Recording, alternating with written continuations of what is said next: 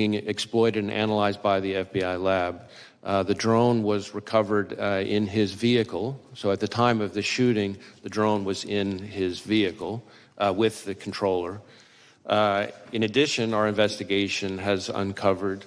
Do you know what time of day he flew it, and if he flew it on the day of the shot? Yeah. Oh, I'm sorry. Go ahead. So in addition, it appears that around 3:50 p.m., 4 o'clock in that window, on the day of the shooting, that the shooter was flying the drone around the area 2 hours. for about 11 minutes. I want to be clear, but when I say the area, not over the stage and that part of the area itself, but I would say about 200 yards, give or take, away from that. We think, but we do not know. So again, this is one of these things that's qualified because of our ongoing review, that he was live streaming, viewing the footage from that, again, about 11 minutes in around the 3:50, 4 o'clock p.m. range. 2 hours before, he's flying a drone in the vicinity of the route. About 200 yards away, yes. 200 yards. Okay, that's important information. What about the bombs that we've heard about in the shooter's car?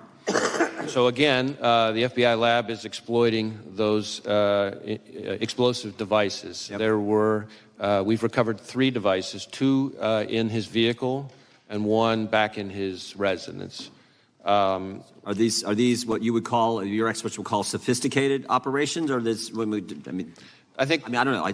That's what I've been told by people who have some understanding of this area. Yeah, I think it's.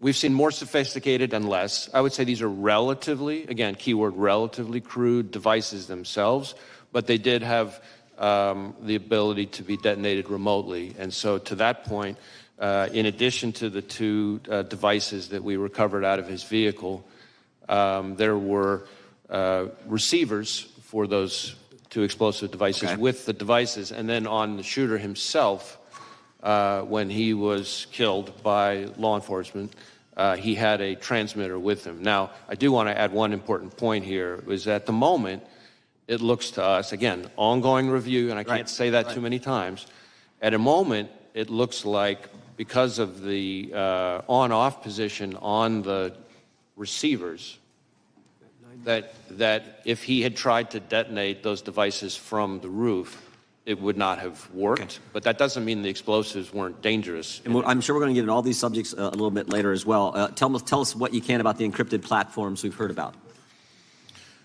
So one of the things that we're drilling into hard with the shooter in an effort to try to learn more about his state of mind, his motive, his ideology, his context, everything else, is to look at all of his devices, any social media accounts he had, et cetera. And one of the things we've learned in finally getting into his phone, which was also a significant technical challenge from an encryption perspective, but in addition, once we got on the phone, it turned out he was using some encrypted messaging applications. And again, the same question relative to the bombs: was this pretty sophisticated, or is this is the kind of the norm you see with folks like similar situation? How would you describe on this subject? I would say this has unfortunately now become very commonplace, and it's a real challenge for not just the FBI but state and local law enforcement all over the country. Tell me exactly the scope of does the scope of your investigation include what I call that critical 5 minutes from when the 6:09, when this is based, I think, on information you've given to Congress, 6:09 when the shooter's identified on the roof, and 6:14 when President Trump is ultimately escorted off, and all that happens, the shots that take place in between there. Do you have access to the communications that were going on at the time in that critical 5 minutes?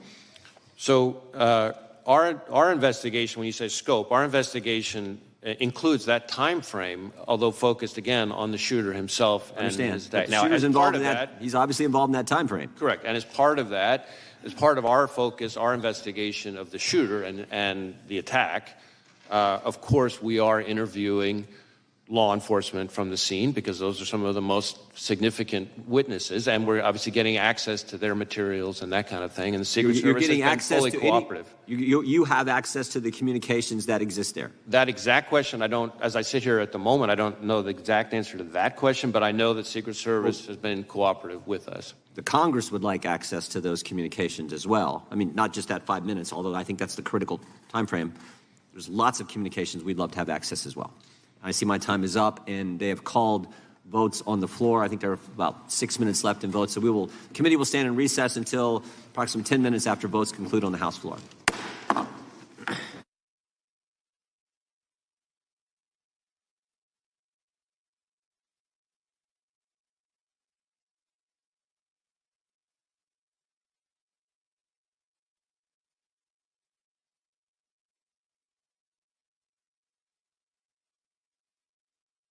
Here with us today. Before I ask anything, let me just echo the comments made by others, especially the ranking member, decrying the state of political violence in this country. It's completely unacceptable. We have a democratic system that allows for us to disagree, but not to take those disagreements to violence. That's what we have elections for.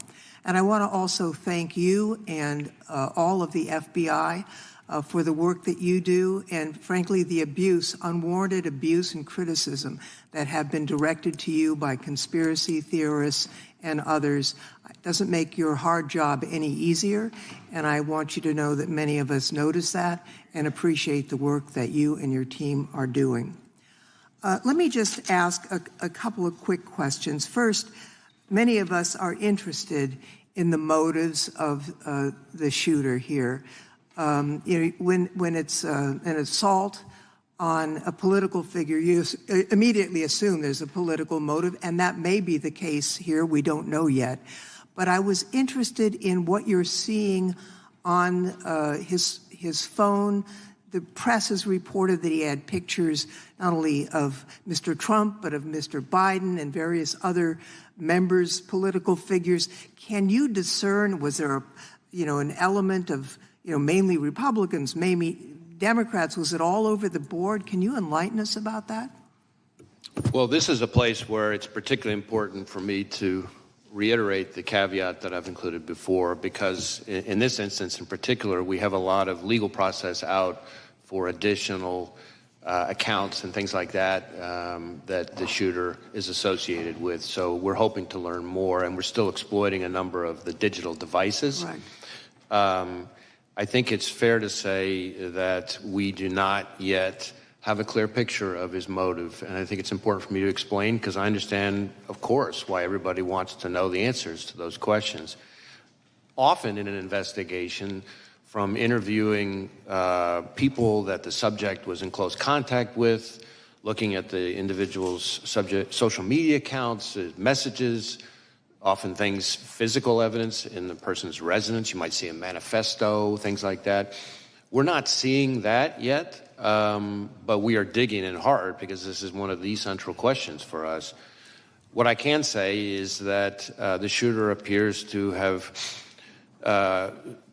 done a lot of searches of public figures in general, but so far we're seeing kind of news articles and things like that. And so the images that have been reported about, really what we're talking about there are when you do a news search of an article, the image appears in the cache as opposed to like a search for that specific individual. But again, I really want to be clear that that's a place that we're doing a lot of work right now, and some more to come on that.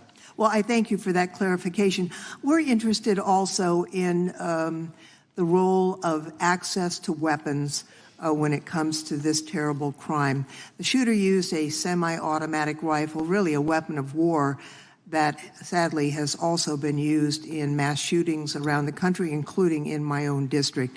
It seems to me that the assault weapons ban that was once in place has to be a part of the national answer to curbing the epidemic of gun violence in America. I wonder if you could, with your help, Director Wray, understand a few aspects of the investigation. It's my understanding that the Bureau of Alcohol, Tobacco, Firearms, and Explosives, ATF, was quickly able to trace the gun's purchaser, using records from an out-of-business gun store, records that the government is required to correct. Some of my colleagues on the other side of the aisle have suggested that collection should stop. There have been efforts to digitize it, which have been resisted. Can you tell us about how the origin of this gun purchase was discovered and the technology used? I guess what I can say is we located a number of firearms associated with the shooter and his family. I think it was a total of, 14 in the house. The weapon that he used for the attempted assassination was an AR-style rifle that was purchased legally, that he, is my understanding, acquired, bought actually from his father, who was the one who originally bought it, again, legally. Thank you, Mr. Chairman. My time has expired, so I yield back. Gentlelady yields back. Gentleman from California is recognized. Thank you. Director, I'll try to ask questions that are answerable too. I think that's been done pretty well on both sides. You do the advanced threat assessment and deliver that information as to the general threat and then specifics as to protected people to the Secret Service. Is that correct?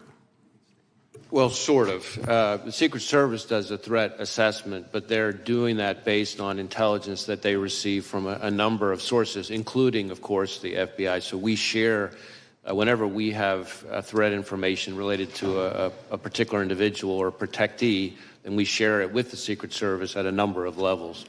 So you're a participant, but ultimately the responsibility for threat assessment as to these individuals belongs to the Secret Service. Well, again, the threat assessment for the individual belongs to the Secret Service, but we are an important part of that because we share threat information, if we have any. They get threat information from a variety of sources. So, and you get them from that same variety of sources. They've got no sources that are excluded from the FBI, do they? Well, I don't know. I'm not aware of any that are excluded from the FBI, but they may receive information that comes directly to them that didn't come to us. Sure. Okay. Director, do you believe that former President Trump was a high-risk threat under your assessment? Well, I believe that former President Trump, really, frankly, like any president or former president, is a very high-profile figure and attracts a lot of, unfortunately, of the kind of threats we've been talking about. It's fair to say, not on a scale of 1 to 1,000,000 with little nuances, but on a scale of 1 to 10, President Trump's risk was very similar to a current president, very similar to, because he was the presumptive nominee and leading in the polls and so on, that he was a high risk by any standard. Is that correct? Certainly, there's a reason why he has so much protection around him. Okay. Robert F. Kennedy Jr., the son of assassinated senator and the nephew of an assassinated president, would you say he was also, as a presidential candidate, at significant risk? Well, again, I think any presidential candidate raises some level of risk. It might vary from candidate to candidate. No, but it's clearly a risk. Okay. In a nutshell, the day before this attack, President Trump was documented not to have gotten on multiple occasions from the Secret Service what they asked for. The day after, it looks like they're getting more. The day before, RFK had been denied by the president multiple times, Secret Service protection. The day after, he now has it.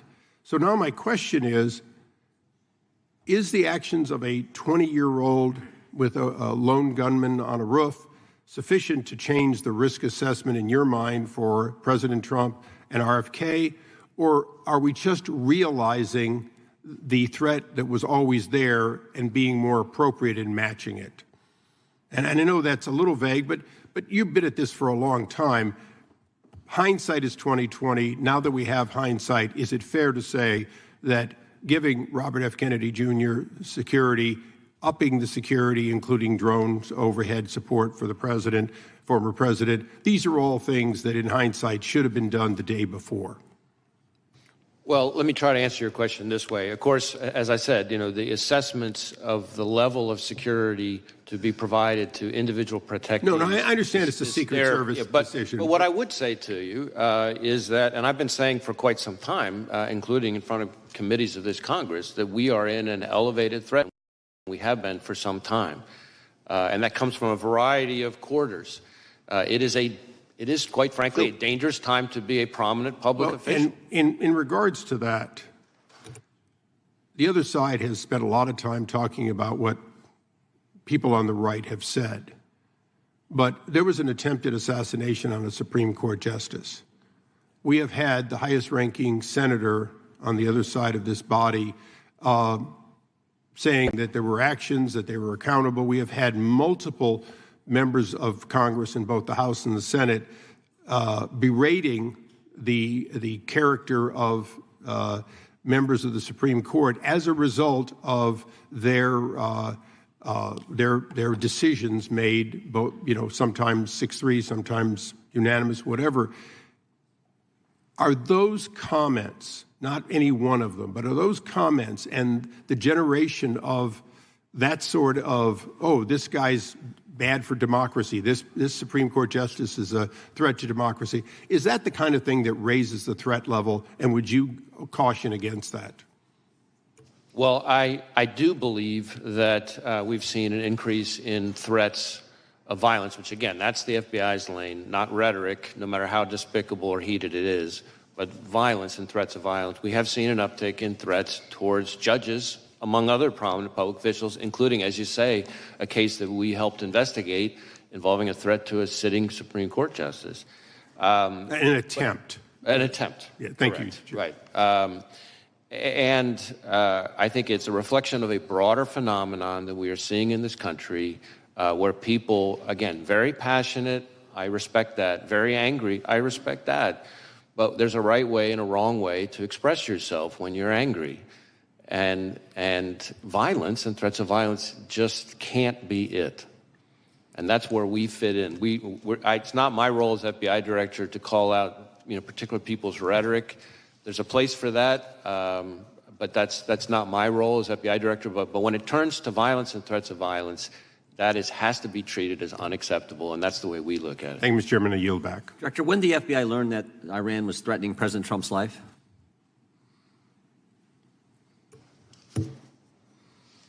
So I want to be a little bit careful here, not to talk about specific classified information, but we have been for quite some time, and I'll stick with what's in the open record.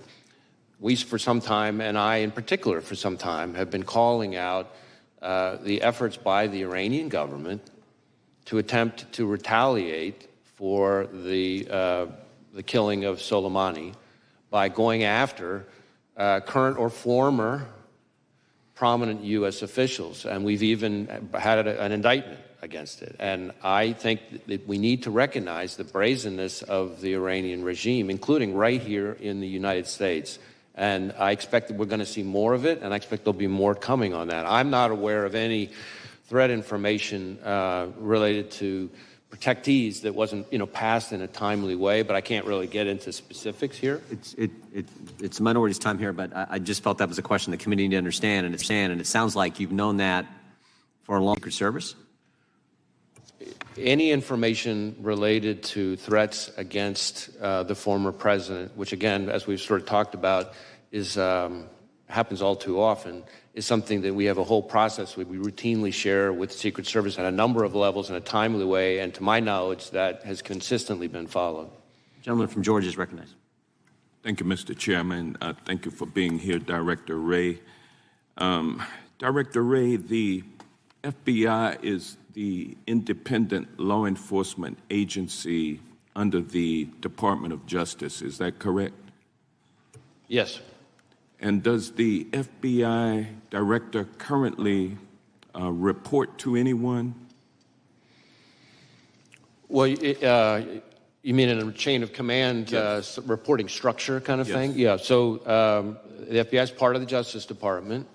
On the org chart, you would see that the FBI director, and this has been true for decades, reports to the Deputy Attorney General, who reports to the Attorney General. Obviously, reports in a communication sense, I report to any number of people. As opposed to a micromanagement reporting system. Correct.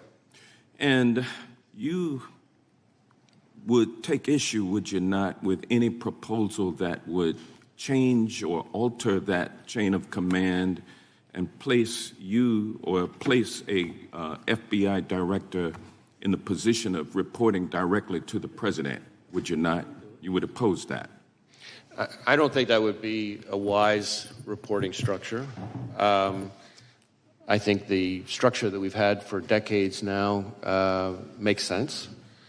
I think there's a difference between independence in a sort of organizational structure perspective and independence in terms of the way you do the work. Obviously, the FBI is part of the Justice Department. Well, reporting directly to the president would eliminate your independence, would it not? I don't think it would help. Yeah. And you're familiar with Project 2025, are you not? I mean, I've seen news reports about it. I'm not particularly familiar with it. You're aware that it is a game plan for President Trump's first 120 days in office, correct? I'm really not familiar with the details. Again, I've seen reporting about it. It is, and what he proposes to do is to force the FBI director to appoint report directly to him. That's what he wants to do within the first 120 days. He also wants to eliminate the position of FBI General Counsel. That is also set forth in Project 2025. How would you recommend that? I think the FBI's Office of General Counsel serves an incredibly important role, including in terms of advising our workforce. We have 38,000 people. The idea of having an organization like ours, an independent law enforcement agency like ours that doesn't have its own general counsel's office doesn't make sense to me. Well, it would seem like any proposal that would force the director to report to the president, and then there would be no legal counsel for the director of the FBI. That seems like it's an attempt to neuter the FBI and render it accountable only to the president. Isn't that correct? Well, let me put it this way. I recognize that the FBI director, this FBI director and every FBI director before me, serves at the pleasure of the president. And that's part of our system. I was appointed by President Trump. I respect that. I think that's a part of our structure. But independence in terms of how we do our work is what matters to me. And we need to be able to do our work in a way that is free from political interference. Well, you wouldn't be able to do that by reporting everything you do to the president and getting his authority and approval before you take action, correct? I don't think that would be a wise approach. And then there's even a proposal to replace many of those 38,000 dedicated civil servants who work for the FBI, replace them with a MAGA group that has pledged its allegiance to Donald Trump. What danger would that bring to the FBI if that were to happen? Well, again, I haven't read or reviewed this thing that you're referring to. What I say is true. But the FBI is made up of 38,000 dedicated career law enforcement professionals. It has no political appointees of any kind, unless you count me as a nominee of the former president. Either, I don't think that should change. I think that is part of how we do our work. Being the employees of the FBI. We're coming up on 116 years of the FBI, and that's the way it has been for 116 years. It would be crazy to take 38,000 MAGA loyalists and put them at the FBI. That's frightening. That's what Project 2025 proposes, and I'm glad to know that you are not with that program, and with that I yield back. Gentleman yields back. Gentleman from Florida is recognized. Was the shooter on the FBI's radar in any way prior to the assassination attempt? We did not have any information about the shooter. He was not in our holdings before the shooting. No communication in any chat rooms, no CIs or confidential human sources have any interaction with him? No, we've run a thorough search for the subject through all of our holdings, and he was not in them anywhere. Were there any FBI agents or informants present at the Trump rally in Butler? Not to my knowledge. And Mr. Jordan was talking to you about Iran. Were law enforcement resources diverted from the protection of President Trump to John Bolton as a consequence of concern that Mr. Bolton might have been the target of Iranian malign efforts? That's really a Secret Service decision. I don't know the answer to that. That's really something they would know better. What I can tell you is that there are a number of individuals. You mentioned one who we've brought a case, a specific criminal case for the Iranians targeting for assassination. But how the Are you going to get that answer to us? Whether or not resources were diverted from Trump to Bolton? Is that just going to be part of your review? I think that's going to be part of the reviews by the inspector general. The inspector general for DHS, right? Of DHS, right. and the outside panel. And I think that's an important point, because the inspector general for DHS has really fallen out of favor with the administration, because he's been pointing out all the problems on the border with Mayorkas and Biden, and we're always kind of worried that they're about to fire him, which would be a really bad idea now that this role that you've identified is so critical. Be a bad idea to fire the IG for DHS during the pendency of this, right, Mr. Director? I don't think that would be a good idea. I'm with you on that. So I want to zoom out a little bit. How often do you brief President Biden? You mean on this specific case? No, in your role as FBI director. I mean, I don't know that I could give you a number. Is it like weekly, monthly, daily? It's not at a regular cadence. There have been times when there have been months at a time when I haven't, and then there have been times when several days apart I have. Okay. It's always with other people. The vice president, is she typically there? Often has been. Okay, so when did you notice his decline? In my interactions, in my role, all my interactions with the current president have been completely professional. Right, but I mean the cognitive decline. I'm not saying he treated you unprofessionally, just maybe not picking things up as quickly as he used to.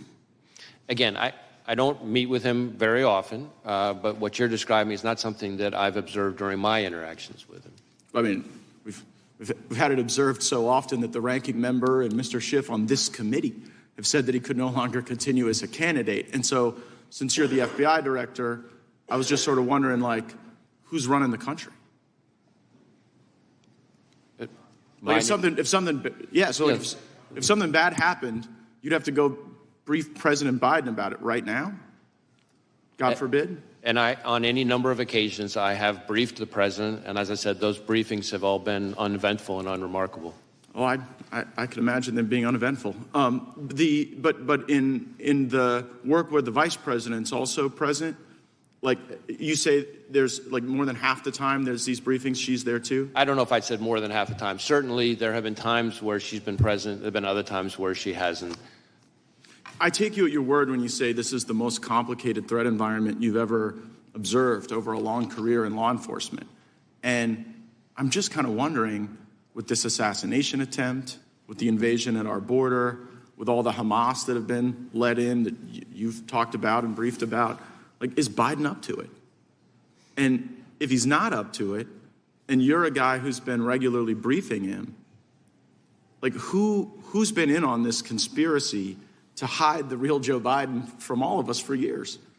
It never occurred to you that this guy wasn't up to it in all these briefings you did? As I said, my briefings with the president have all been completely fine. Were they between 10 a.m. and 4 p.m.? He's asked questions. There hasn't been anything of note in the area that you're talking about. Yeah, did you ever have to brief him before 10 a.m. or after 4 p.m.? We hear those are his good hours. Certainly times that I have briefed have included outside those hours. Right. Okay. I think the American people want to know how we got to this point with someone who's so diminished his own party has basically put him out to pasture. And since you had close proximity and the vice president had close proximity, I'm just kind of wondering if you were being straight with all of us about how things were going with him. I guess we'll have to figure that out. You can count on me to be straight with you, sir. We'll see. Gentleman yields back. Gentleman from Tennessee is recognized. Thank you. Firstly, I'd like to recognize, unfortunately, the fact that our colleague and my colleagues side by side made for many, many years in this committee, Sheila Jackson Lee, is no longer with us. She was a great member and a force for America, and her loss is felt and it's great. Secondly, I'd like to say to the FBI director that there were some remarks made when you were introduced, preemptory remarks saying that people don't have great faith in the FBI and et cetera, et cetera, et cetera. I have great faith in the FBI, and I think most of us on this side of the aisle do. And we appreciate your work and appreciate your being here. Some on the other side of the aisle have cast aspersions upon the FBI and upon law enforcement. And if they don't want to support law enforcement, that's their business. But I support law enforcement, and the FBI is the top rank of law enforcement in our country. So I thank you and all of your people that work with you. Secondly, there's been some questions about the FBI maybe being weaponized. Did President Biden ever ask you to get involved in the case in Orlando, Florida, where Kevin McCarthy says that Mr. Gates is investigated for some sexual involvement with a 17-year-old girl? Did the president or anybody in the Democratic Party, as Mr. McCarthy has suggested, weaponized you and tried to get you involved in that case? No, sir. Good. Thank you. Just wanted to make sure of that. Butler, Pennsylvania, I read something about a ladder. He used a ladder to get up on that roof, and that the ladder was found somewhere a distance away. Is that true? So we do know that he purchased a ladder. I think, if I recall correctly, it was about a 5-foot tall type of ladder. But importantly, we did not find the ladder at the scene. So it's not clear that he used the ladder to get on top of the roof. So you don't think we're the ladder... still digging into all that, things related to the ladder and his access to the roof. But he did buy a ladder, but the ladder was not found at the scene. Ladder didn't have any feet on it. It didn't walk off. Right. Thank you, sir. There have been a lot of threats against public officials. We've seen Mr. Scalise terribly shot, and we saw Gabby Gifford shot, and other Congress people, and many of us have had death threats. And the FBI has, I think, been made aware of those to help protect us, and I appreciate that greatly. But we've also had election officials and poll workers threatened. What is the FBI doing in consultation with other law enforcement to ensure every eligible voter can safely and confidently cast a ballot this year? So when it comes to threats to election workers in particular, we participate in the election threats task force that DOJ set up. We also, and there have been quite a number already of arrests and convictions under that task force. We have got a number of investigations underway that involve all kinds of threats to election workers, ranging from online threats to there was even some mailings that included fentanyl. So there's been a number of types of threats to election workers. And these are, after all, people who are putting in their own time for the good of the country to try to help us have a functioning democracy. And so the idea that they would be targeted with violence is just outrageous. We are sharing information with election officials about things to be on the lookout for. We have election crime coordinators in all 50 states. You'll be prepared for Election Day with additional, FBI will be looking out for. Yes. Thank you. Jeffrey Epstein, been in the news a lot lately about involvement with certain people high in politics involved. Did the FBI conduct the raid on his townhouse in New York when he was incarcerated in New York? There was a raid on his East Side townhouse. Well, I don't know about a raid. I know we executed a number of searches in the course of our fairly extensive investigation related to Mr. Epstein. Can you tell me, during that search, if you came across and have within the possession of the FBI tapes of him with other individuals that he might have taken in people in compromising positions? Yeah, I don't know that there's anything I can share related to that. I can see if there's information we could provide and maybe get back to you on it. If there were tapes of people in prominent positions, friends of his he posed for pictures with, possibly in compromising positions, it would be, the public, I think, has a right to see those. Well, I mean, how we handle evidence recovered in a criminal investigation has all kinds of rules that apply to it. I recognize the intense public interest in the subject, but we'd have to follow our rules. But I'm happy, like I said, I'm happy to follow up with my team on it. Thank you, sir, and I appreciate your service, and thank you for being here today. The gentleman yield the last 5. The chair now recognizes the gentleman from Arizona. Thank you, Mr. Chairman, and thank you, Director Wray, for being here. How many shots did the shooter fire? Well, we know that he fired at least 8 because we recovered 8 cartridges on the roof. Okay, and are all the cartridges and the unspent bullets, have they been, you know how many there are? You've accounted for all of those? We yeah. We believe we have. Again, there was lots of work still ongoing, but yes, we believe we have accounted. And did the recovered shells, the cartridges, match the shooter's rifle? My recollection is yes.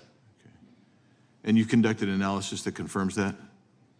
Well, we work with ATF, but yes, so some of the work has been divided up. But.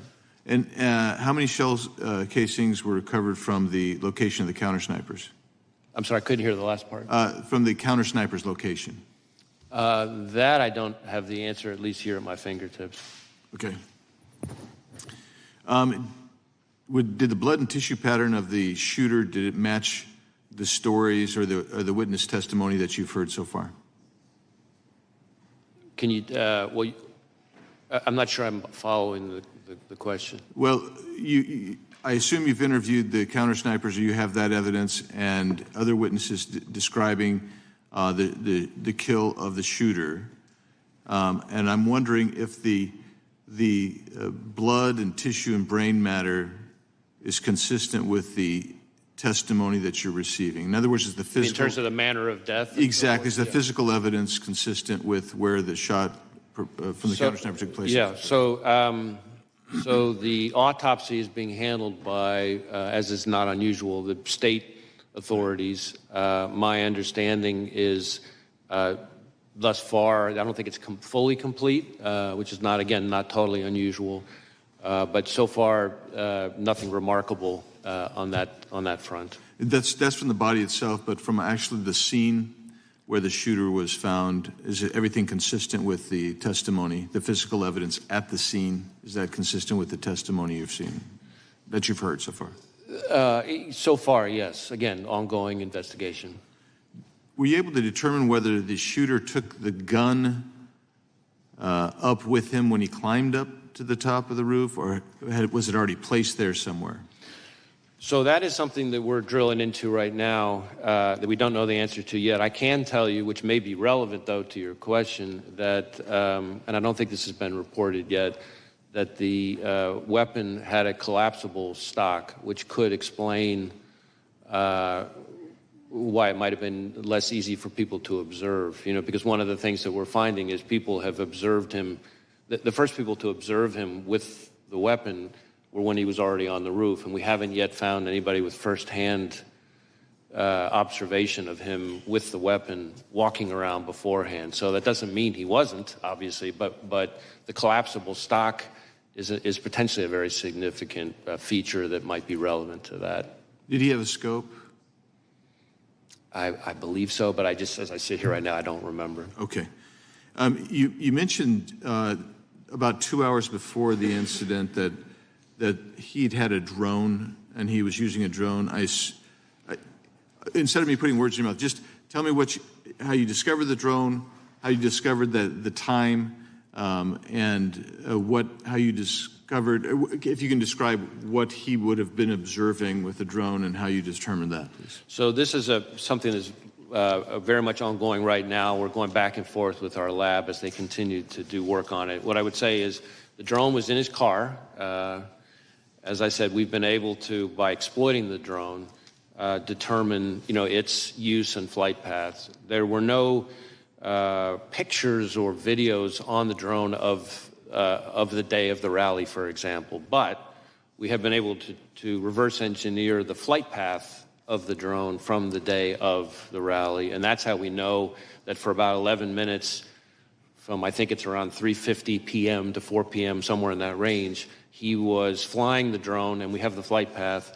It's about 200 yards away from where former President Trump would ultimately be speaking. And so that would have primarily given him a vantage point. I'm trying to think how to describe this. If the former president's podium is that way, yeah, the drone would be over here looking, say 200 yards again off this way, looking back. So it would have shown the shooter, we think, again, we're still doing more work on this. I really want to qualify what I'm saying, but I'm trying to be transparent and lean in here. We think it would have shown him kind of what would have been behind him. But when you say behind him, behind the shooter? Correct. Like, in other words, almost like giving him a rear view mirror of the scene behind him, except, again, he wasn't flying it overhead while he was later back. Because the stage, I assume, was already set, he'd been able to assess that angle with the rooftop as well, forward and backward, I assume. Well, certainly going towards the podium. Again, we're still trying to figure out exactly what he saw, because we're having to, in effect, because there's no recording of what he saw during those 11 minutes, our hypothesis at this point, the experts think he would have been live streaming it. And so we're trying to, in effect, say, okay, well, if this was the flight pattern, given these capabilities of the drone, what would you have seen?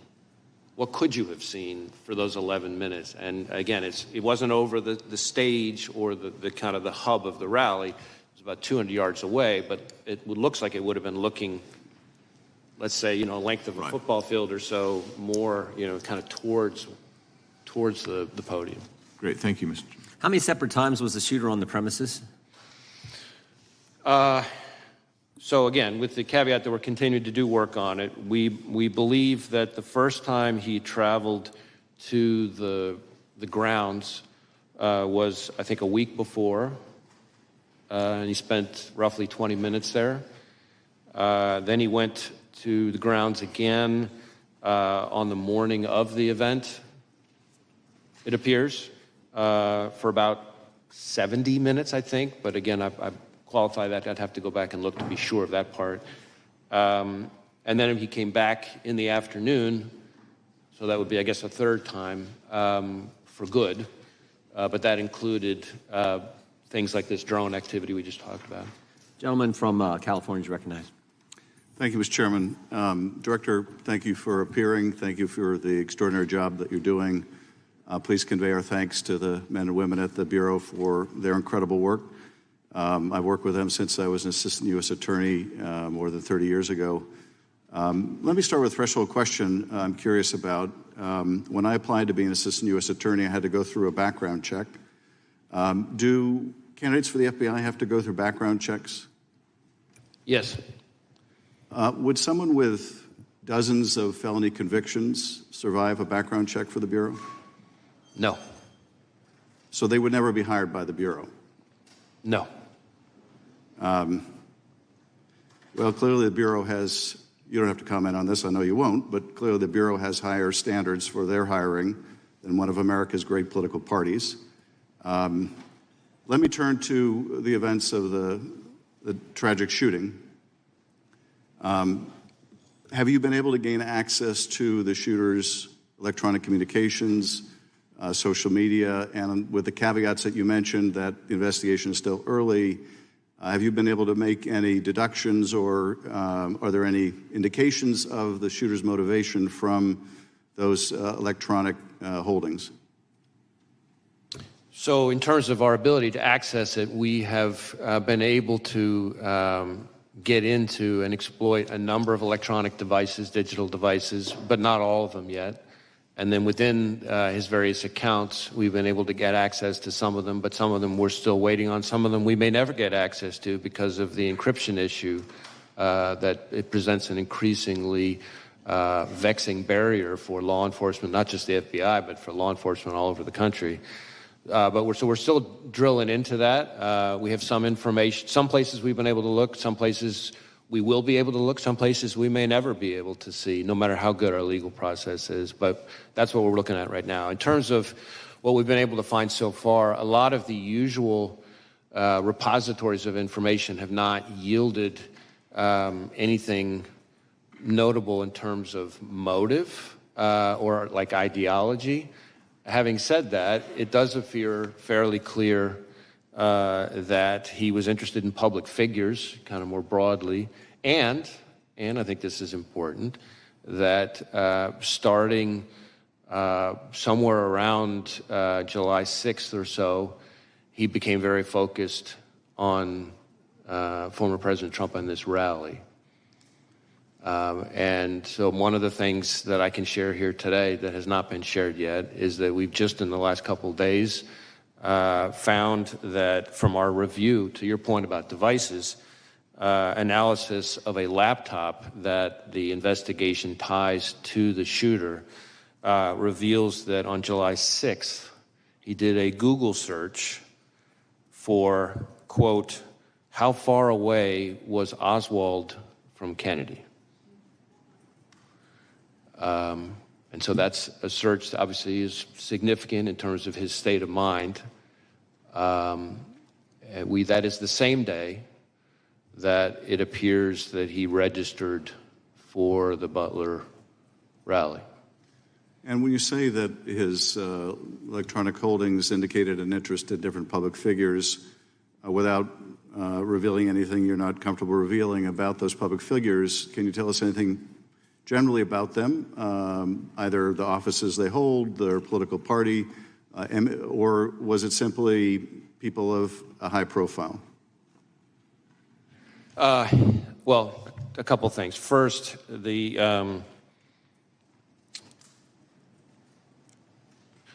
images that we've recovered so far from, I can't remember which of his various devices, appear to be what we call cached images from searches of news articles. So if you do a news article search, of course, if there are photos on it, those photos get stored automatically in your cache, as opposed to me searching or him searching for a specific person and getting up images of that person. As far as the pictures that are like that, there doesn't seem to be a whole lot of rhyme or reason to it so far, other than these are all prominent public people, but they cover both parties, they cover both U.S. people and even some foreign public officials.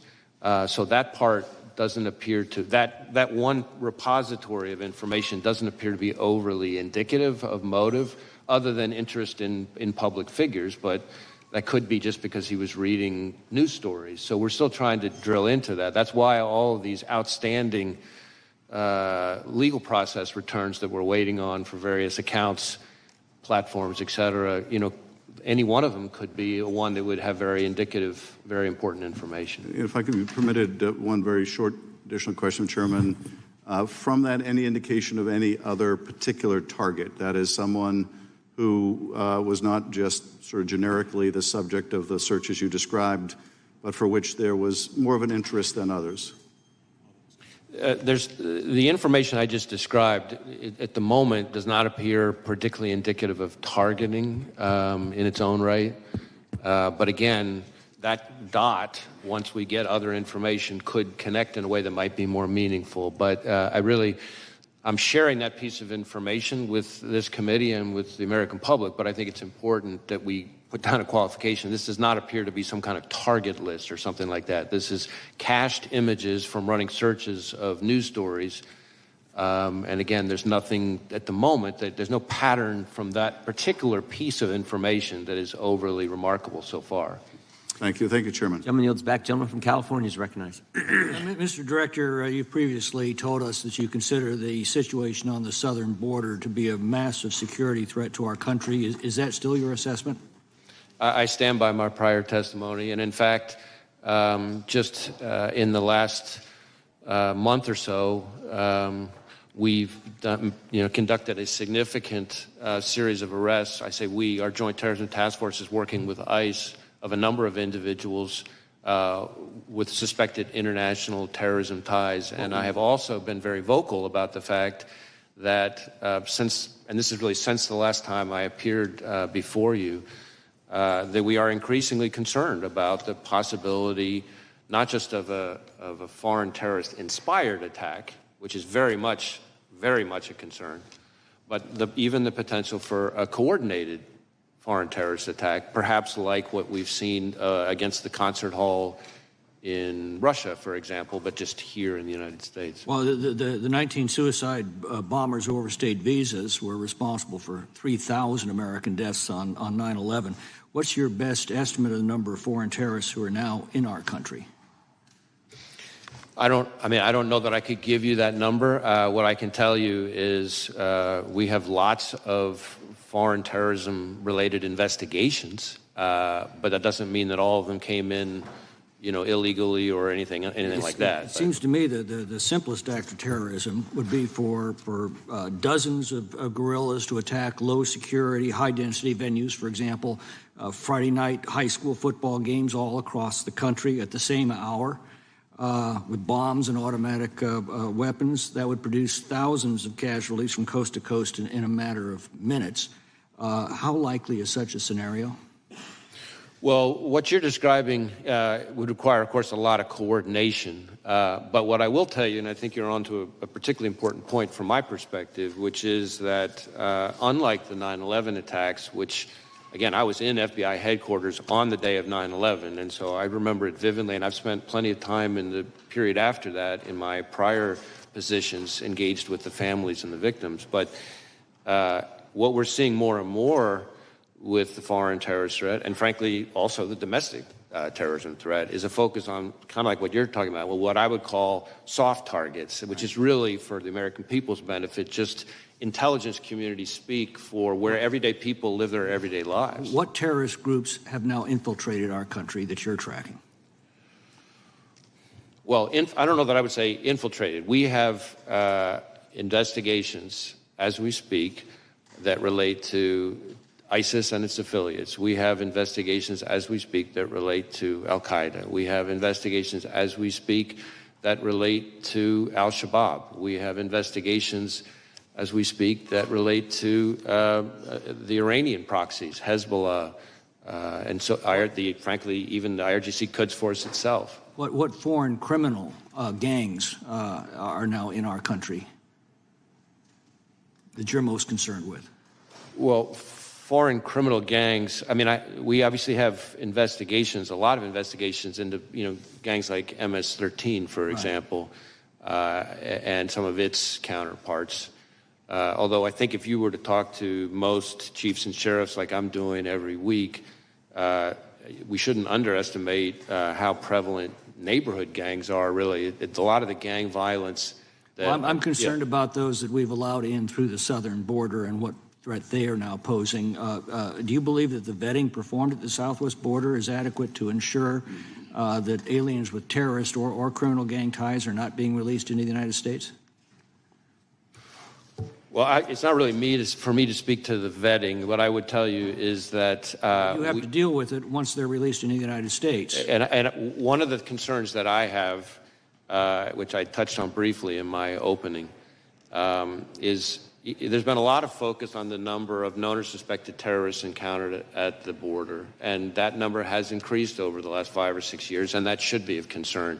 But frankly, to me, the bigger concern is individuals who weren't either weren't on the watch list at the time they came in because there wasn't information known yet that ties them to terrorism, and it's only after they get in that some new piece of information develops somewhere overseas, and now we know. That's a bigger concern. We've been warned that they basically vet against a blank sheet of paper. If they don't have a record in this country, Border Patrol probably doesn't have any record. They're released into the country, and you find out later of the dangers. Right, or if they use fake documents and there aren't biometrics to connect them. Sometimes there are people who come in who, because of the nature of the threat information that puts somebody on the watch list, there wasn't, fingerprints from the person at the time, because not every piece of intelligence comes with fingerprints. So then the guy comes in using fake ID, and of course, there's no reason to connect them. And of course, the 2 million gotaways you know absolutely nothing about. Exactly.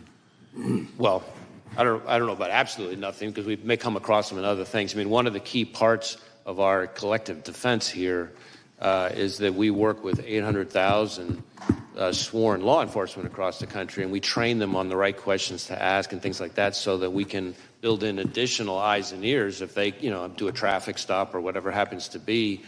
We run a greater chance of leveraging all that to pick up people who may have slipped through the cracks. Gentleman yields back. The gentleman from California is recognized. Director, we're about 100 days until the election. Russia has attacked our democracy in past elections. Are they seeking to do it in this one?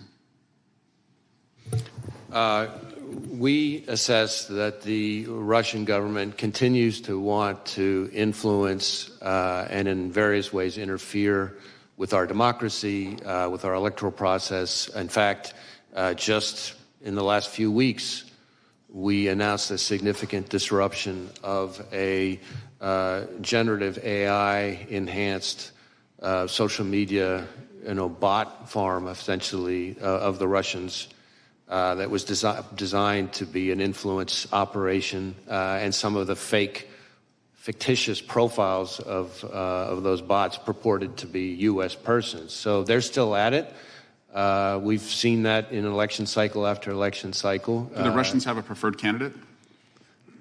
I'm not sure that I could speak to that here, but certainly what I would tell you is it's not just the Russians, and I think that's important for people to know too. There's a lot of attention to the Russians, as there should be, but we also know, you may recall that in 2020, Director Ratcliffe and I announced an effort by the Iranians to try to interfere, and more recently, we've had indictments related to China. 34 Chinese MPS officers creating fictitious personas, posting false information online, full of narratives designed to sow divisiveness, discord, undermine us. And I'm talking about narratives that they were pushing, again, purporting to be Americans, but actually Chinese MPS officers.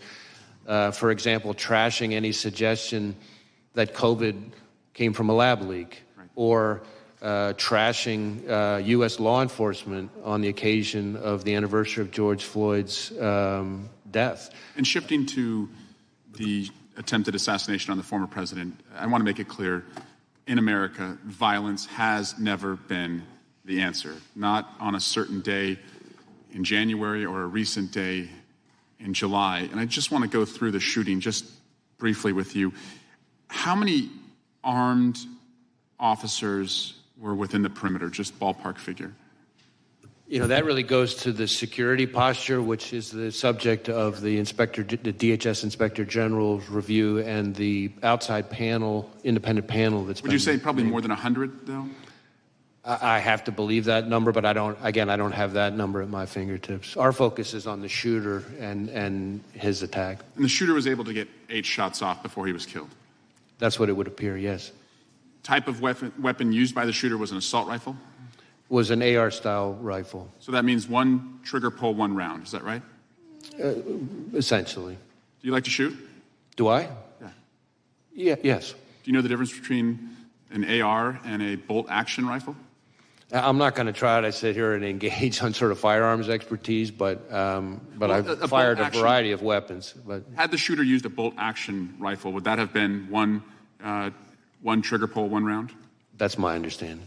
Would there had to have been more, on an assault rifle, trigger pull, round, bolt action, non-assault rifle, what's the difference? Is it faster, slower?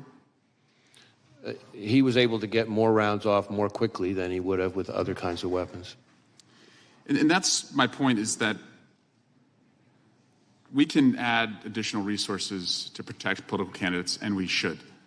The people who went to that rally deserved to be protected from gun violence, just like the students at Parkland deserve to be protected from gun violence, just like the babies at Sandy Hook deserve to be protected from gun violence.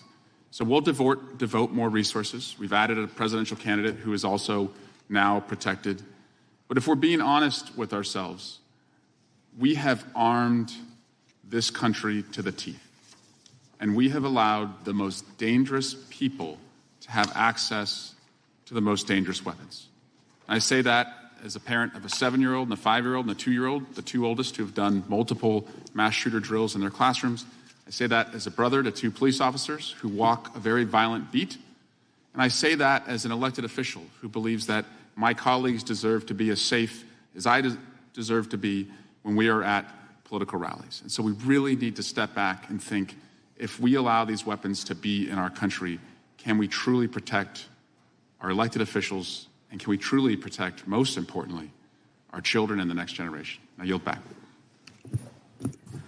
Gentleman yields back. It is good to have Mr. Massey back with us today. Some of us had a chance to go to Kentucky over the last few weeks and visit with Thomas and his family and hear all kinds of wonderful stories about Rhonda. Amazing lady, gentle spirit, and we're glad to have Mr. Massey back with us. And the next 5 minutes belong to you, Congressman. Thank you, Chairman. Director Wray, how many counter snipers were present at the rally that day, and which of the counter snipers took the shot that took out the would-be assassin? I don't have the number of counter snipers. I know it was the Secret Service counter sniper who took the shot that eliminated the shooter. And we've conducted a number of interviews, including of him. So was it one of the two that we see in the videos on top of the roof, or was it a different location that shot? I'm afraid I don't have that at my fingertips here. Okay. You mentioned that the would-be assassin bought a 5-foot ladder. You have credit card evidence of that. But it looks like on the scene there was a larger ladder that he might have used. Do you know which ladder he used to get to the roof? And do you have possession of that 5-foot ladder and the other ladder? And do you know how the taller ladder got to the scene? So this whole business about the ladder is something we're drilling into more. We do have possession of the 5-foot ladder that he purchased close in time to his attempted assassination.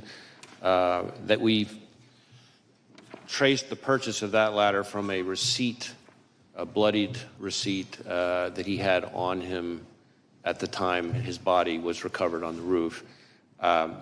We do not yet know for sure how exactly he got up on the roof. We're looking at, various forensic pieces to try to kind of piece that together. So more to come on that. Do you know where the 5-foot ladder was found or retrieved?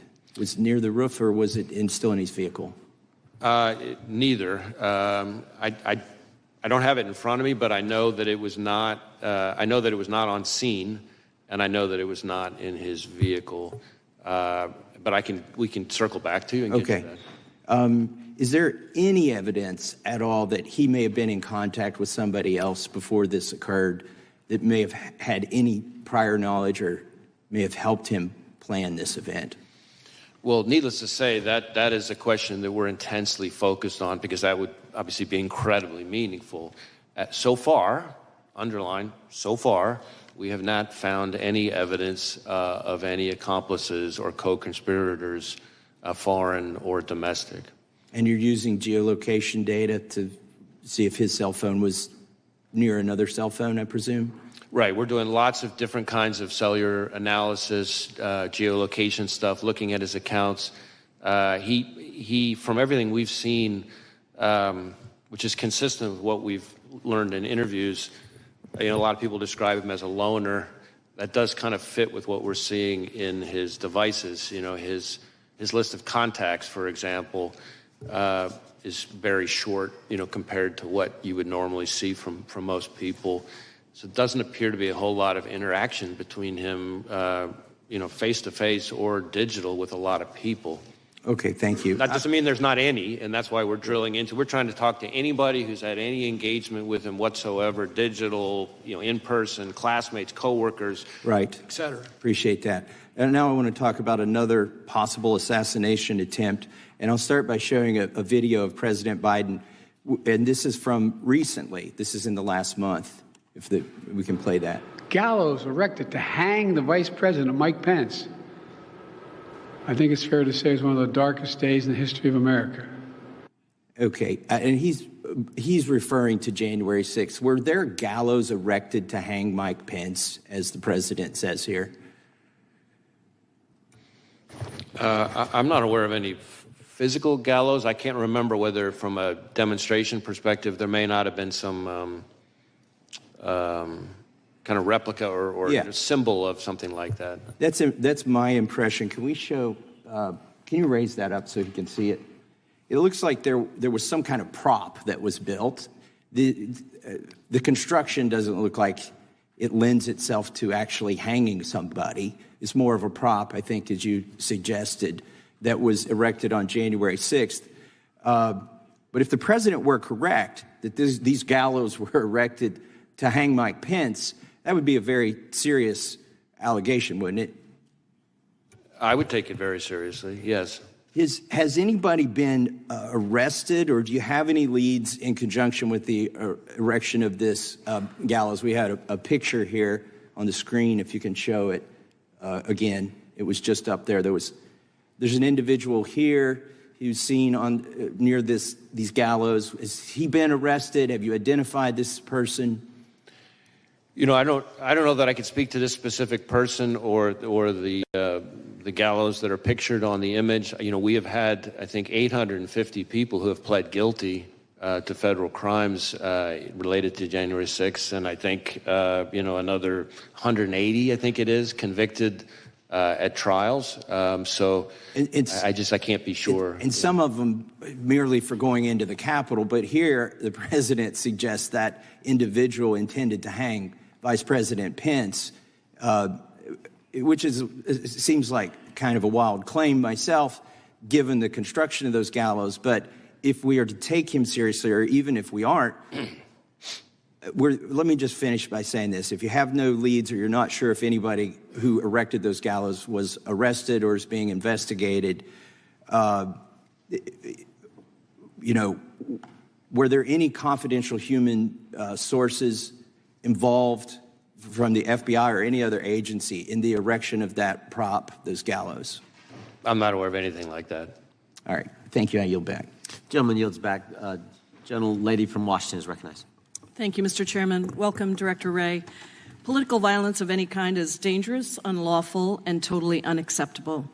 Just as we all watched and then unequivocally condemned the attempted assassination attempt on our former president, I wish that we could all come together to unequivocally condemn the act of political violence on January 6th, instead of defending props that were used, that were harmful, dangerous props of gallows, attempting to show what people wanted to do to Vice President Pence. Extremists attempted to subvert our democracy in the worst assault on the U.S. Capitol since the War of 1812. Many of us were trapped in the gallery that day. We feared we would not make it out. Insurrectionists were chasing down former Speaker Nancy Pelosi and then Vice President Mike Pence. And I myself have been the direct target of political violence when an armed man with a gun showed up at my door, threatened me and my family, and we actually ended up having to move our home. So I understand the increased tenor of political violence that is racking our country. It has been on the rise, fomented by violent and dehumanizing rhetoric from top public officials, including the former president and members of Congress, sadly, and bolstered by the proliferation of easily accessible guns, including assault-style weapons. All of this violence is unacceptable, and I wholeheartedly condemn it. I just hope we condemn all of the violence, not just one or two incidents. Mr. Wray, today I want to focus on the role of the FBI and the need for the Bureau to remain politically neutral and independent. The FBI cannot and should not be subject to the whims of any president.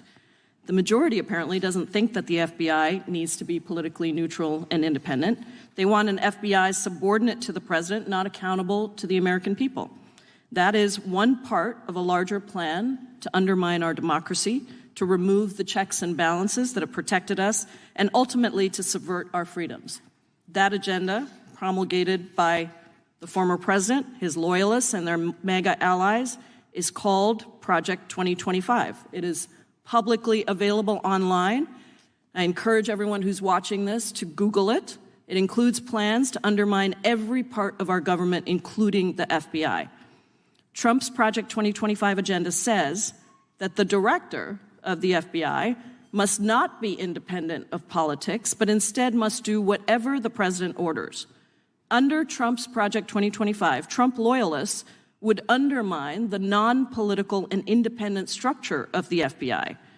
Project 2025 openly calls on the next conservative administration to support, quote, a vast expansion of the number of political appointees in every office across the DOJ, especially the FBI.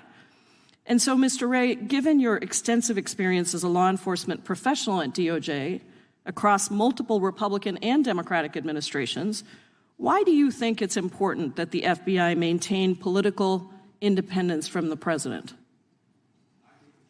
I think the FBI is and needs to stay independent, and that means protecting the American people without fear or favor, upholding the Constitution and the rule of law, and it means following the facts wherever they lead, no matter who likes it. And I add that last part because the essence of independence and objectivity is not that an investigation is going to always yield the result you want. Our independence and objectivity can't only be respected when you like the outcome. That's the very essence of objectivity. Sometimes you're going to like the result, sometimes you're not going to like the result. And that applies to everyone, including us. Any number of times we're disappointed and frustrated by the results of our investigations. But the alternative is an erosion of the rule of law, where the only thing that distinguishes one investigation from another is power. And that's what you see in some of authoritarian countries around the world. So I'm not familiar with this particular No, I didn't ask you to Project comment on that. 2025 No, thing. I don't know anything about it, but what I can tell you is, from my perspective, the FBI needs to be functioning as independent. Doesn't mean it's not part of the executive branch. It doesn't mean the FBI director doesn't serve at the pleasure of the president, but it does mean that the way we do our work has to be objective. Has to be independent. Yeah, thank you. I have another question about the role of attorneys at the FBI Office of General Counsel. How do we protect that work? I'm sorry, could you repeat the question? The role, what role do the attorneys at the FBI Office of General Counsel play in ensuring that the Bureau respects the constitutional rights of American citizens? How do we protect that work? So, in my experience, the lawyers in the Office of General Counsel play an incredibly important role in ensuring that our agents have their questions about how to comply with the law and conducting their work answered. And ensuring that we conduct our work in the right way, which means scrupulously adhering to the laws and the rules that apply to us.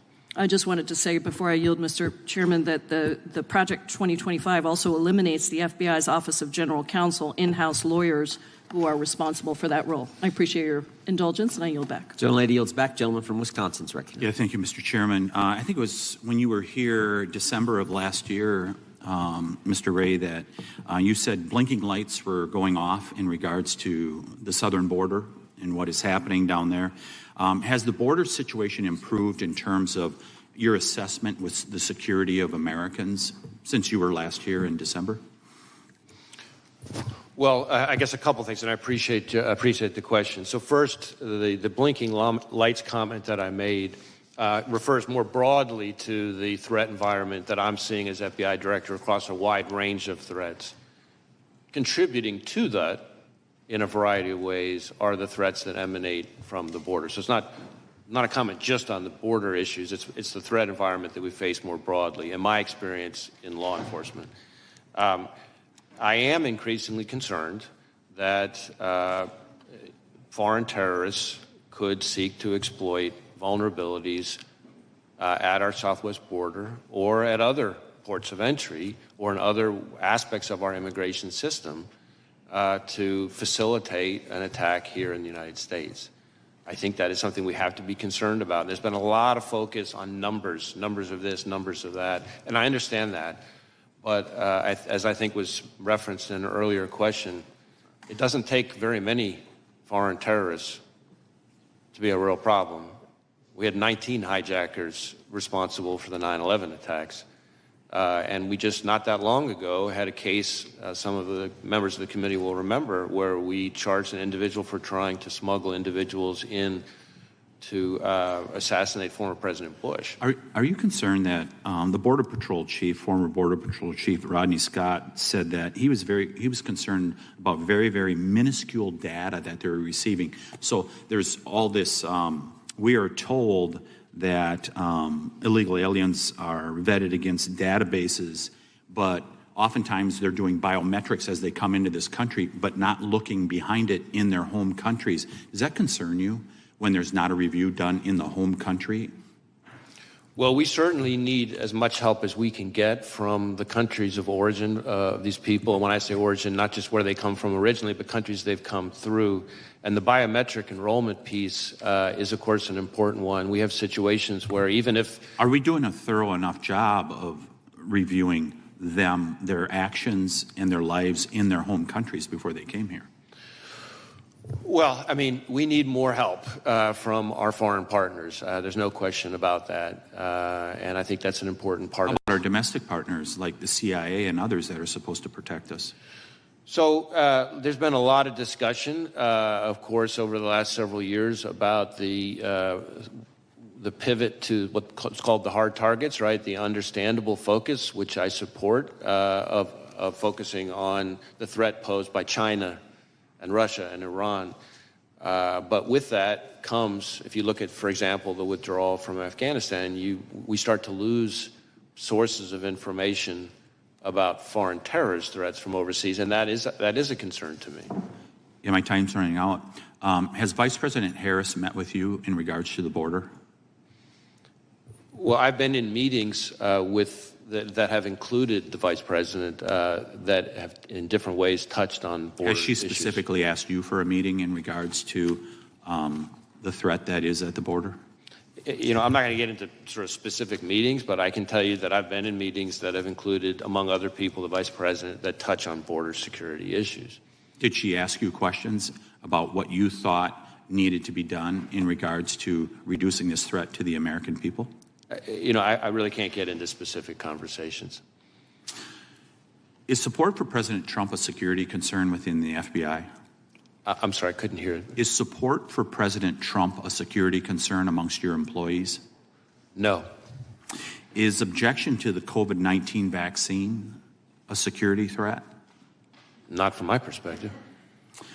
Who improved what is termed the Trump questionnaire within the FBI that was done by SIIS? Dina Perkins, Jeffrey Ventry were behind it. Who was responsible for that? And did you know that there was a Trump questionnaire out there?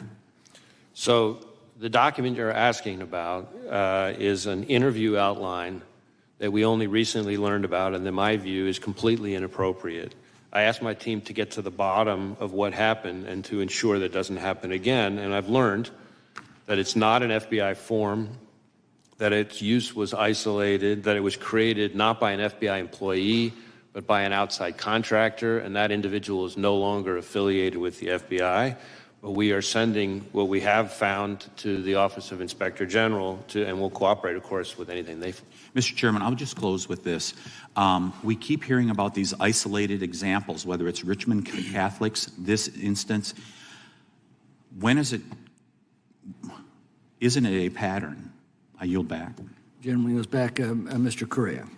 Thank you, Mr. Chairman, and Director Wray, welcome again to this committee, and I want to thank you and your agents for the good job you're doing to protect Americans. Earlier this week, I was part of the group that went out to visit Butler, Pennsylvania Homeland Security members. I agree with my colleagues that have said violence has no part in our democracy. And I trust you will investigate the events surrounding July 13th thoroughly. I'm going to ask you a question. I hope you keep it in mind as your investigation proceeds, which is, who's in charge? Who's in charge at a campaign rally, setting it up? Secret Service or a campaign? And I ask this question because when I was there, had a couple of law enforcement individuals alluding to that question as well. They gave me an example. They said, if a Secret Service says you need to set up a line of dump trucks behind the stage to serve to protect the candidate, and the campaign says that's bad optics, who ends up winning the debate? So my question is, who's in charge? And as you investigate this crime scene, hope you ask the locally elected officials. I spoke to a county supervisor, local police and sheriff. They all had information they wanted us to know, to relay. We just didn't have the opportunity to sit down and talk to them. There was a lot of concern that they weren't given enough time to prepare for this rally. They thought there were things that could have been done better. And ultimately, what I keep thinking, what I keep coming back to is question, who's in charge at these rallies? I think it's an important one because we have an election right around the corner. Pennsylvania, Butler, these areas, battleground states around the country will continue to be areas where our candidates, both sides, will show up, and the threats will continue to be there. So I hope, Director Wray, that you'll keep that statement in mind as you continue to investigate this crime scene. Well, I appreciate the question. I will tell you that we've conducted well over 400 interviews, but we have many more still to conduct. And as is not unusual in an investigation, I'm sure there will be situations where we have to go back to people we've already interviewed with follow-up questions. And our interviews cover a wide range of people. I do think it's important to make sure that the committee and the American people understand the scope of our investigation versus the scope of others. Our investigation is focused on the shooter and his attack. There is, of course, and I understand completely why, there are two separate reviews, one by the DHS Inspector General and the other by this outside independent panel that's been announced, that are focused on the security posture, the adequacy of the security posture at the rally, Secret Service decision-making and actions and things like that. And so I certainly understand why there are all those questions. But those are in scope of those two other reviews. And of course, whatever Congress chooses to do. Our investigation, though, because of our interviews of people who are on the scene, will relate to that in some ways, and we're going to share whatever we learn that's relevant with those other reviews. Director Wray, my last minute that I have, I'm going to flip quickly to your good job resources. Earlier this year in the Appropriations Committee, you testified that you were, for 2024, your budget was $500 million below what you needed to sustain your 2023 efforts. A few minutes ago, you talked about foreign terrorists. The last few weeks, I know information has emerged. That information came from FISA information that was able to be collected overseas on these possible terrorist threats.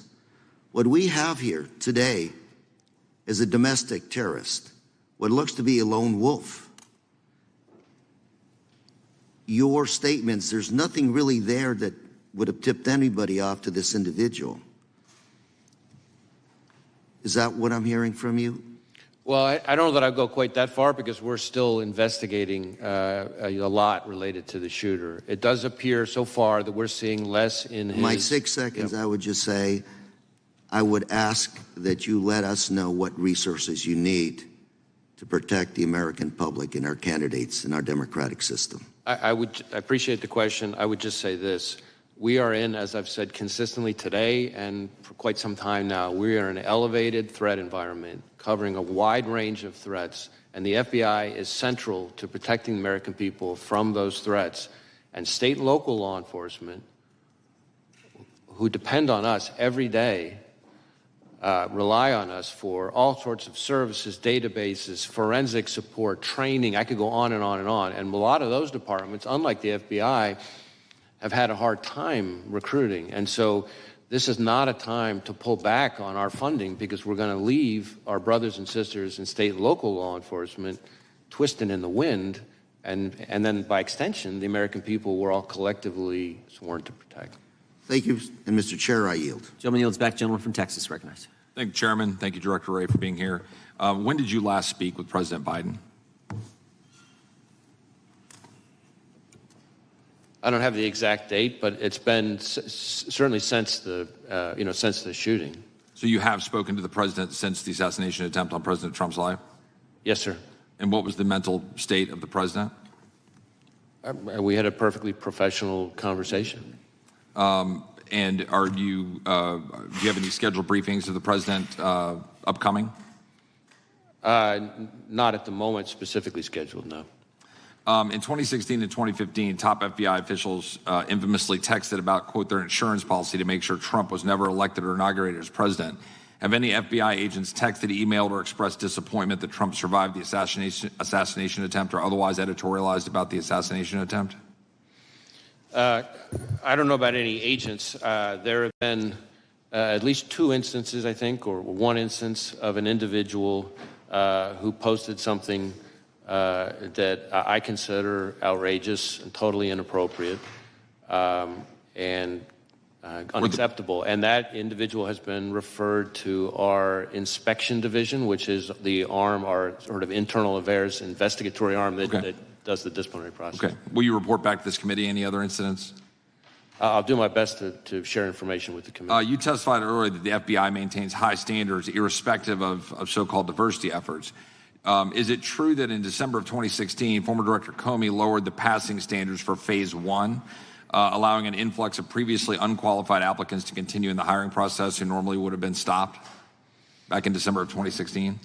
Yeah, I can't speak to Director Comey's what were the changes. I can tell you that at least since I've been director, changes that we have made to... Well, we're standing on a specific question. Were standards changed? Phase 1, this is a specific part of the process. Were they changed in 2016? Well, I don't recall if they were changed in 2016. Obviously, I started, as your question presupposes, after that. What I can tell you is, since that time, we have made changes to various phases of the process, but none of them, this is important, none of them lowered the standards. In fact, if anything, they actually increased. So are you familiar with reporting that we have, and we've asked questions to you about this, I'm not sure the result of the questions, that are more, quote, easily accommodate a larger pool of available applicants, FBI special agent hiring standards have been relaxed and requirements measurably lowered. This according to a group of former agents who have testified about this and written a report and submitted it to Congress.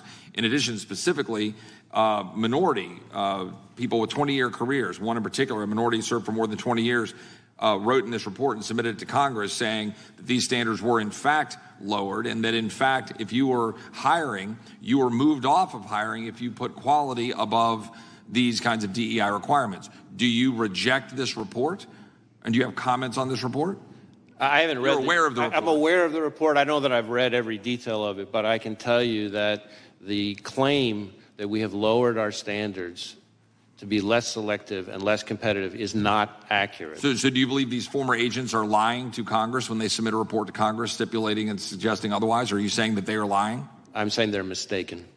Okay, but they're affirmatively on the record. They're telling us and submitting a report to Congress saying that those facts are directly in contradicting what you're testifying here today. So I just want to be clear so we know we're saying that they are submitting evidence to our record to the contrary that you say is untruthful.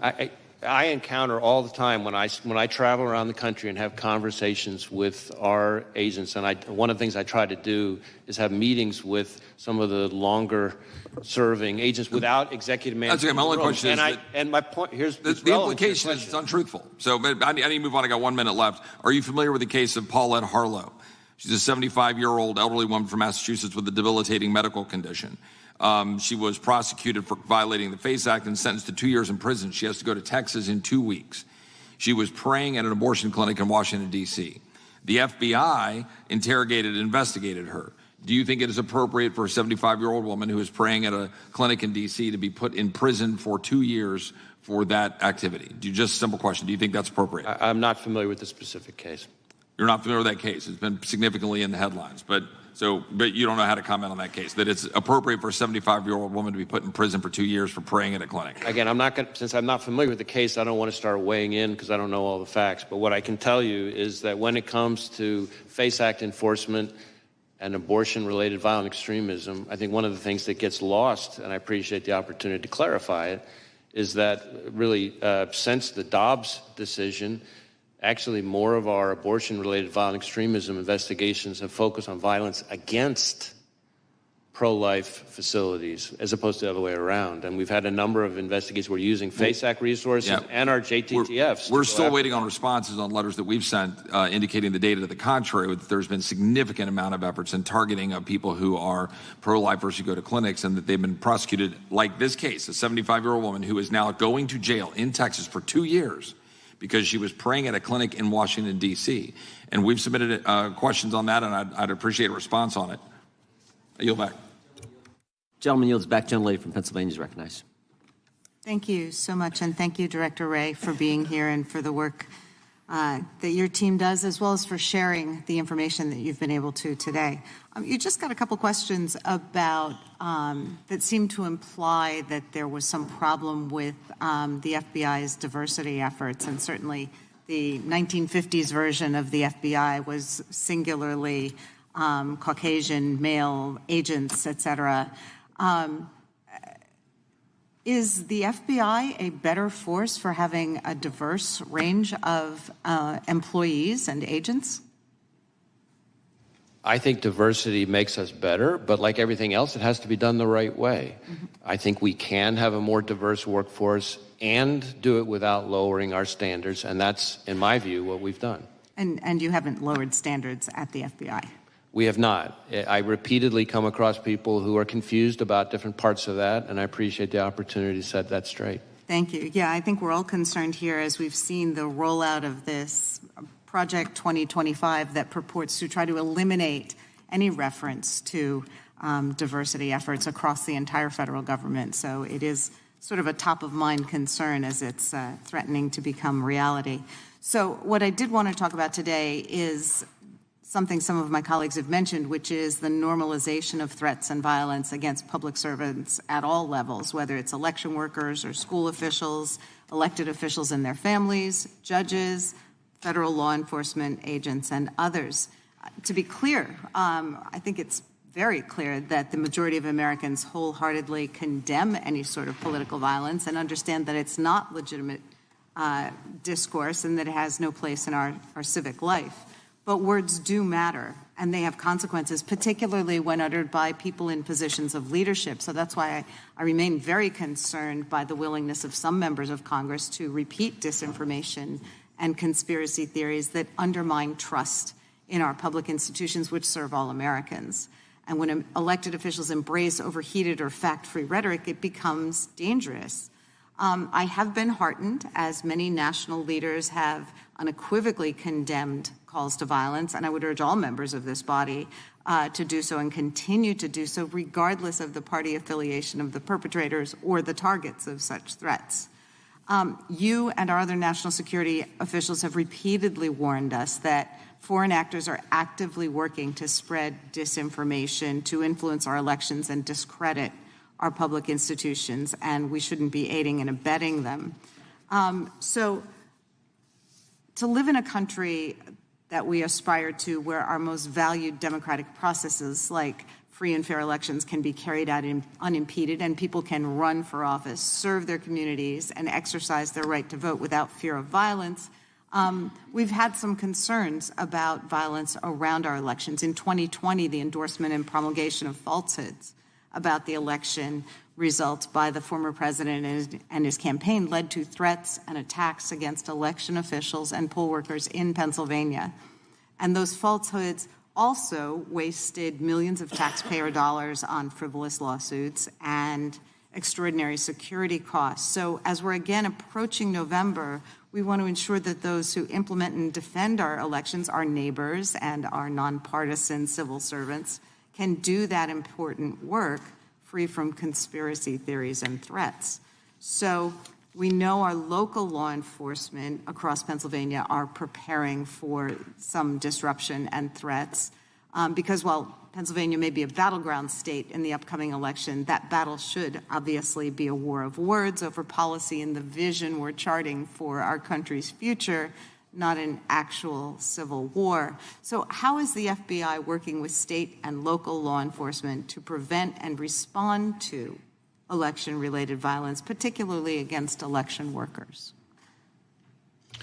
So in a variety of ways, we're partnering with state and local law enforcement. Obviously, the physical security in the first instance, in most of the respects you're talking about, is in the ordinary course, the responsibility of state and local law enforcement.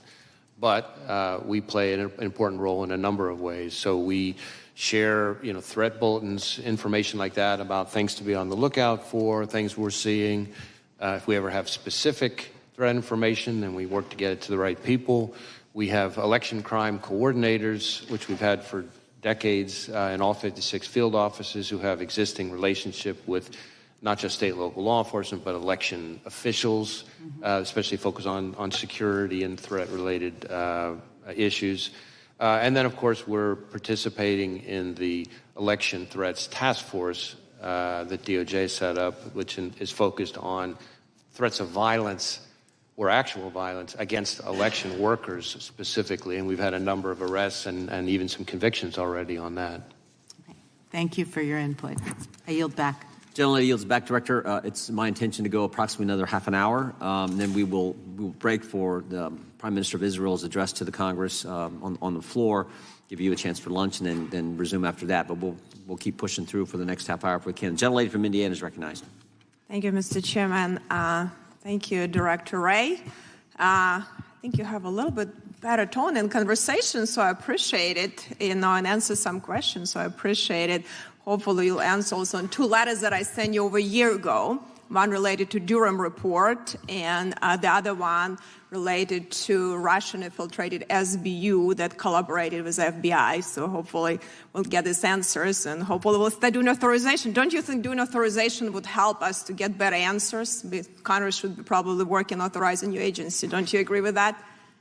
We work very hard to try to get information to this committee and to other committees. But authorizing spending probably would be a good thing for us to do. Don't you agree? Oh, I'm sorry, authorizing what? Our spending, not just doing appropriating, but actually doing authorization of spending through this committee. Yes. Okay, thank you. We might start doing that. But we can talk about, and a lot of my colleagues on the other side, AR-15 gets a lot of bad rap, like to bring it up, this issue. But really, there are a lot of hunting rifles that probably, maybe even more accurate than a lot of ARs. And don't you agree? We have like millions, right? Don't you agree? We have millions of rifles owned by law-abiding Americans. So do you think we should be taking them? Millions of rifles from law-abiding Americans? What do you think about that? Would that be something feasible, and really we should be doing that? Well, again, I'm not going to be addressing anybody's specific legislative proposal. From our perspective, from the FBI's perspective, the concern is any dangerous weapon in the wrong hands. But all weapons in the hands of the wrong person. But all weapons are dangerous, right? I'm sorry? All weapons are dangerous. Knives are dangerous, sure. Explosive are dangerous. There are a lot of weapons are by their very but are we going to be definition confiscating, hunting rifles and rifles for millions of Americans? Do you think it's even feasible to do something like that from law-abiding citizens? It's not something I'm advocating. Okay, well, thank you. I appreciate that. So we have to go back. That was a catastrophic failure of security. That's what's happened, recently with attempted assassination. Don't you agree with that? Well, I think former Director Cheadle has already publicly acknowledged that it was, I think her words were, a significant operational failure. Then we had, similar situation, a different, talking about bad optics. So Speaker Pelosi at that time didn't want to have bad optics on January 6th, and we didn't have proper security here on January 6th. That was a catastrophic failure, too. Are we looking at that? Any one conclusion was made from that? Have we made any adjustments? Because I know a lot of people, got hurt now just being here. It was a lot of cases bringing up the Department of Justice, and a lot of them were really just law-abiding Americans that really just upset with the government, and they have a reason to do it. So I think we need to think about it before we prosecute, or instead of actually, looking how we can deal with real criminals and how we can have a proper security when we have events with so many people there. So did you have confidential human sources? I think you never answered that question on January 6th in the Capitol. Did you have some?